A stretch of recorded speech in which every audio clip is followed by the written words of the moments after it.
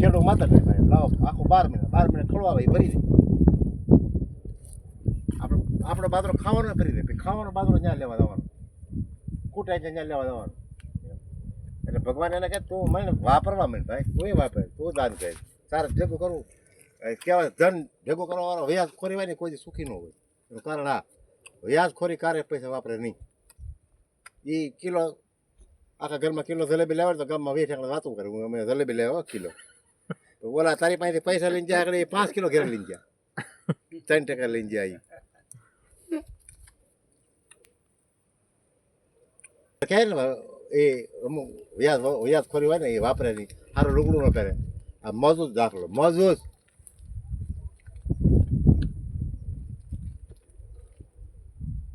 કરે ન વાપરે નહીં, 1 રૂપિયો નહીં. જો એ 1 રૂપિયો ક્યાંય ન આપે, એક રાતે પાય નહીં એના નામની.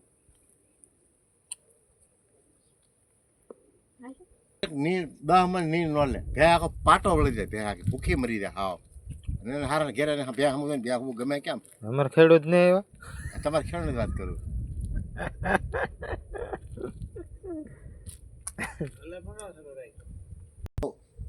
એટલે એની પાસે રૂપિયો છે, સારું મકાન ખરું ઢાળિયા રહેવાનું. એક અમે ખરખરે ગયા એક ફેરો ટાસનો નહીં,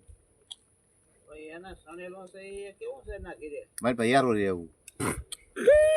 હા એ પોતાનું જ કહેવાય ને, અહીંયા કઈક સગવટા હોવી જોઈએ ને. તમે ખાઈ ન શકો. હા હરીફરીને અહીંયા તો કેળો બેડો કઈ ખારો પૂરી કરે. કેળો નહીં, અને પોતાના કેળા ભાઈ ને એટલો ગારો છે. ત્યાં જવું જવાય નહીં, ત્યાં જવું જેવી તેવી ગોલીચું કરીને પીડ્યા રહે, બધાને ગોલીચ્યું છે જેવી તેવી. મકાન સારું નહીં, પછી તને અમુક ટાઈમે કુદરત રૂઠી જાય ભાઈ. બારું એ થાય ને, કુદરત પાછી પાણી કરે. પછી તમને કુદરત શું આપે, તમે કોઈકને તમે તમારું પોતાનું કરીને પછી તમે કોઈને મદદ કરો તો તમારો પરંપરા શીલો હાલ્યા રાખે. જેની નજર વિચારે એના માટે ન વિચારે એના તો કાંઈ છે તેના નથી.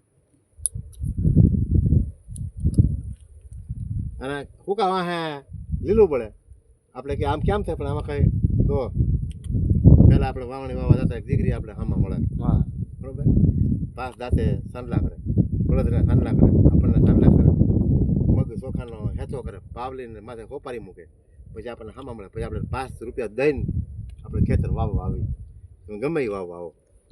પછી પાછા એ ઉગી જાય એટલે આપણે 6000 થાય. એ મોલા તમારી સહી સલામત ઘેરા પૂગી જતી.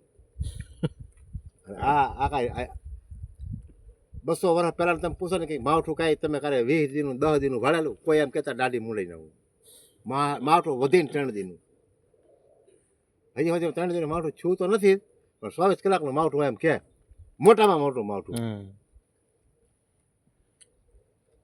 ગયા બળદના કેળા મોટા કરતા ભાઈ, બળદ ગયા આપણે કહે ભાઈ આખો લીમડાનો કાટવાળો હતો, અને એમાં એક હવનનું હતું, એક વાંસો ચડેલો. એના હિસાબે ઘરથી એને ફાટ હાલે. આજુબાજુ એમાં એક ગોર દાદા આવ્યા ગોર, એને દેખાણું કે આમાં આને ફાટ આગળ ભૂખ ભેગો થઈ જાય. આજે આ એક વાંસો ખેંચી લેવી ને એટલે એ ગમે એમ કરી એક વાંસો એને લેવડાવી લીધો, આખો લીમડાનો કાટવાળો થઈ ગયો આખો. પછી એને મેળું પાછું પડવો, એક હવનના લાકડાના હિસાબે એનો ફાટ હાલતું હતું. આમાં તમારું એક વસ્તુ હોય ને તો તમારી ફાટ હાલે. આપણે એમ કંઈક પહેલાં લાખો માણસ બળદ વગરની કોઈ ખેડ નહોતી. કુદરતને શું ખબર, આ આવવાનું બધું બગાડી નાખીને આ આખું બજાય આખું વરણ ઢરડે કાંધે ધોવાનું નાખીને આ મહાન પાપ કુદરત કે મને લાગે. એટલે આને આ બળદ ખાય એટલું તો લઈ જ લેવા દે તમને. હવે એ કુદરત એ બીક બટી ગઈ, બળજાત કઈ છે નહીં કોઈ. પછી આવા પડે તો 5 જણા વાહ હોય તો હુકાવા હે લીલું પડે કહેવત છે. આ દેવત પનીને હાંગા મળે. આ કોના આધારે રહી જતો હોય તમને ખબર ન હોય ભાઈ.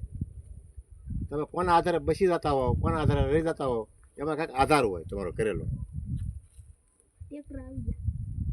આવી જાય હવા મોકલ્યા ભરભર આ સલાડા પ્રતાપ છે. પછી માંગણ ભિખારી ગયા, માંગણ ભિખારી હાવ બંધ થઈ ગયા. નકર આપણા જે ખેડૂત હોય ને એમાં આપણી ભેગો એનો 10મો ભાગ છે. આપણે 10મા ભાગનું આપણે આપવાનું. કેટલા ભાગનું આપણે ભેગા ભાગીદાર છે. કોણ વહવાયા એ પાછા તમારું કામ કરે.